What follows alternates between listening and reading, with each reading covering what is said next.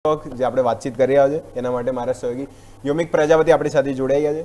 યોમિક, good afternoon. Expiry તો ક્યાં ને ક્યાં જો થોડી ફીકી જોવા મળી, પણ 3 બ્રેકઆઉટ સ્ટોક છે જે ફીકાની હોય, મોમેન્ટમ ખાસ કરીને જોવા મળશે. જે 3 બ્રેકઆઉટ સ્ટોક કયા છે?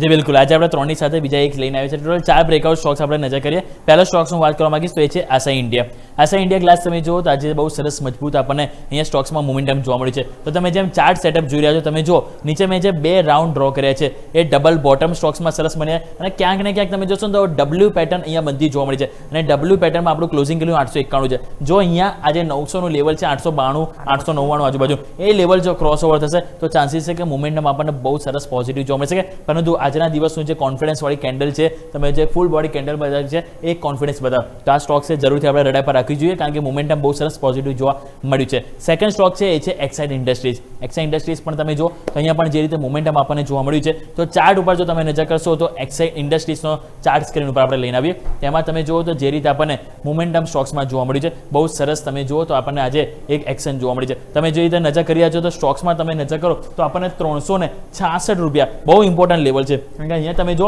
પહેલા એક એરિયા હતો ડિસેમ્બર 2025માં, સ્ટોક્સ અહીંયા કન્સોલિડેશન થયો, જેવો તૂટ્યો તમે જો નીચે આવ્યો, પછી ફરી તમે જુઓ નીચેની તરફ આપણને એક ખરીદારી આવી, પછી ફરી એપ્રિલ મહિનામાં તમે ત્યાંથી નીચે આવ્યા અને હવે ફરીથી, પરંતુ આ ફરીથી ત્યાં તો ગયા, પરંતુ કોન્ફિડન્સ એટલા માટે આ સ્ટોકમાં, કારણ કે કેન્ડલ તમે જુઓ આજની કેન્ડલમાં ઓપન થતા ખરીદારી આવી અને ક્લોઝિંગ તમે જો હાઈ ઉપર જોવા મળે છે. ઇટ મીન્સ કે હવે અહીંયા કોન્ફિડન્સ ફાઇનલી જોવા મળે છે. અને આજે 365નું લેવલ ઉપર અહીંયા પણ ક્લોઝિંગ નહોતું મળ્યું, જે ફાઇનલી અહીંયા મળ્યું છે 366 ક્લોઝિંગ છે. એટલે ચાન્સીસ છે કે મોમેન્ટમ અહીંયા પોઝિટિવ જોવા મળી શકે.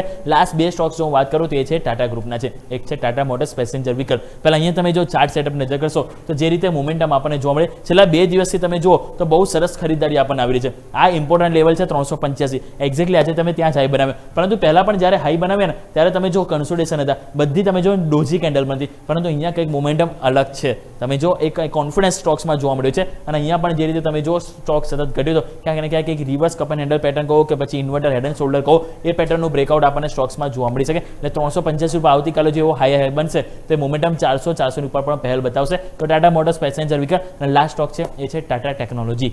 ટાટા ટેકનોલોજી પણ તમે નજર કરો તો અહીંયા પણ મોમેન્ટમ બહુ સરસ છે. અહીંયા બ્રેકઆઉટ મળી ગયું છે, કારણ કે તમે જો આ એક કન્સોલિડેશન એરિયા હતો 695 700 રૂપિયા હતો. તમે જો આ આખો ટાઈમ પસાર કર્યો અહીંયા ઓક્ટોબર નવેમ્બર મહિના, પછી સતત ડાઉનસાઇડ શરૂઆત થઈ અને તમે જોશો તો એક રિવર્સ ટ્રાયેંગ્યુલર પેટર્ન તમને બની, અને અહીંયા જે કોન્ફિડન્સ તમે જો આજની કેન્ડલ અહીંયા પણ એક ફૂલ બોડી કેન્ડલ એટલે કે એક બુલિશ કેન્ડલ બની છે. અને જે ઇમ્પોર્ટન્ટ લેવલ હતું 695, જે એક રેઝિસ્ટન્સ એરિયા હતો, એની ઉપર પણ ગયું અને એની ઉપર ક્લોઝ થવામાં સફળ થયું. તો એ ચાન્સીસ છે કે જે રીતે અહીંયા ઉપરનો જે રેઝિસ્ટન્સ એરિયા હતો એ તમારો આવે છે 723. તો 723 તરફની મોમેન્ટમ અને એ બાજુ ઉપરની તરફ આપણને બીજી પહેલ જોવા મળી છે. સો કોન્ફિડન્સ આજના દિવસની જે કેન્ડલમાં જોવા મળે છે Tata motors passenger vehicle, Tata technology, બંને સ્ટોક્સ. અને એના સિવાય આપણે જેમ વાત કરી એક્સા ઇન્ડસ્ટ્રીઝ અને આશા ઇન્ડિયા ગ્લાસ, આ 4 સ્ટોક્સ છે કે જેમાં આજના દિવસે ક્લોઝિંગ બહુ સરસ પોઝિટિવ નોટ્સ ઉપર આપણને જોવા મળ્યું છે. અજય, ઓકે, તો 3ની 4 બ્રેકઆઉટ સ્ટોક એટલે મોમેન્ટમ સ્ટોક સ્પેસિફિક બી સારું જોવા મળ્યું હતું. તો યોમિક, માહિતી બદલ ખૂબ ખૂબ આભાર.